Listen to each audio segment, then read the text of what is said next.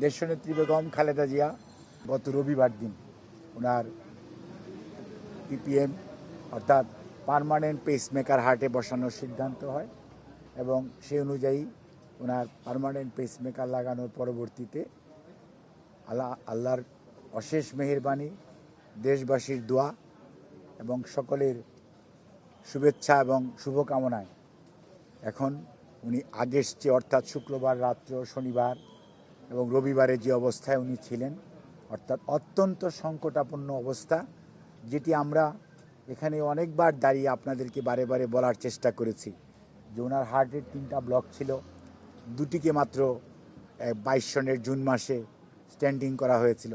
যে কোনো সময় পরবর্তী যেটা 3য়টা রয়ে গেছে, এটা যে কোনো ধরনের বিপদের আশঙ্কা তৈরি করতে পারে। ওনার লিভারের সমস্যার জন্য টিপস করা হয়েছে, কিন্তু লিভার ট্রান্সপ্লান্টেশন করার কোনো সুযোগ পাওয়া যাচ্ছে না বা সুযোগ দেওয়া হচ্ছে না। যদিও ওনার পরিবার এবং দলের পক্ষ থেকে বারবার ওনার মুক্তি এবং বিদেশে চিকিৎসার জন্য নিয়ে যাওয়ার জন্য আবেদন করা হয়েছে এ পর্যন্ত 6 বার, কিন্তু কোনো এক অজানা কারণে এবং সত্যিকার অর্থে এরকম একজন বয়োজ্যেষ্ঠ মানুষ, 3বারের সাবেক প্রধানমন্ত্রী, শহীদ রাষ্ট্রপতি জিয়াউর রহমান, স্বাধীনতার ঘোষক, সহধর্মিণী, এদেশের মুক্তিযুদ্ধের কথাই যদি বলেন তাহলে দেশের প্রথম মহিলা মুক্তিযোদ্ধা হিসাবে এবং গণতন্ত্র পুনরুদ্ধারের নেত্রী বেগম খালেদা জিয়া আজকে 78 বছরের প্রায় শেষ পর্যায়ে এসছেন। 79 বছর কয়েকদিনের মধ্যে শুরু হবে। সেই সময়েও ওনার সুচিকিৎসা করাতে উনি নিজেও পারছেন না, বিএনপির নেতাকর্মীরাও পারছেন না, আর পরিবারও পারছে না। এবং দেশের অগণিত মানুষ ওনার সুচিকিৎসার জন্য আল্লাহর কাছে দোয়া করে এবং ওনার সুচিকিৎসা যাতে পায় সেই ব্যাপারে সব সময় সহযোগিতা এবং সমর্থন করে। কিন্তু আমরা দেখি অনেক মানুষ কোনো ধরনের পারমিশনও প্রয়োজন হয় না, তারা তাদের প্রয়োজনে শুধুমাত্র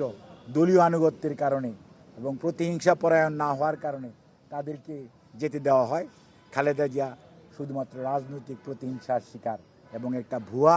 একটা ষড়যন্ত্রমূলক বানোয়াট মিথ্যা মামলায় আজকে উনি জেলখানায়, তাও 6 বছরের হয়ে এখন 6.5 বছর চলতেছে, আজকে উনি কারান্তরীণ। আর দেশ লোপাটকারী মানুষরা সবাই দিব্যি ঘুরে বেড়াচ্ছে, দেশের বাইরে চলে যাচ্ছে, কাউকেও কিন্তু বাধা দেওয়া হচ্ছে না, প্রতিবন্ধকতা সৃষ্টি করা হচ্ছে না। কাজে আমরা আপনাদের মাধ্যমে দেশবাসীর কাছে, ম্যাডাম নিজে কৃতজ্ঞতা জানিয়েছেন, পরিবারের সদস্যরা কৃতজ্ঞতা জানিয়েছেন, দলীয় নেতাকর্মী এবং সংবাদকর্মী যারা ওনার এই অসুস্থতার খবর সারা দেশের মানুষের মাঝে জনমত তৈরিতে ভূমিকা রেখেছেন, আপনাদেরকেও উনি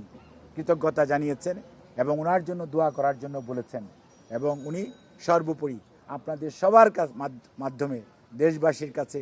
দোয়া চেয়েছেন এবং আল্লাহ রাব্বুল আলামিনের কাছে অশেষ কৃতজ্ঞতা যে আল্লাহ আমাদেরকে শেষ মুহূর্তে এই আজকে 2রা জুলাই প্রায় 10 দিন উনি হাসপাতালে থাকার পর আজকে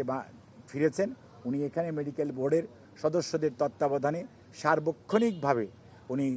চিকিৎসাধীন থাকবেন এবং ওনার মেডিকেল বোর্ডের সদস্যরা প্রতিদিনই পর্যায়ক্রমে ওনার স্বাস্থ্য পরীক্ষা করবে এবং প্রত্যেকটি জিনিস ওনার স্বাস্থ্য পরীক্ষার প্রতিটি যে সমস্ত ভাইটালস বলি আমরা ডাক্তারি ভাষায়, সেগুলো পরীক্ষা নিরীক্ষা করবে এবং সময় প্রয়োজনীয় ব্যবস্থা করবে এবং তার পরবর্তীতে আমাদের বা ওনার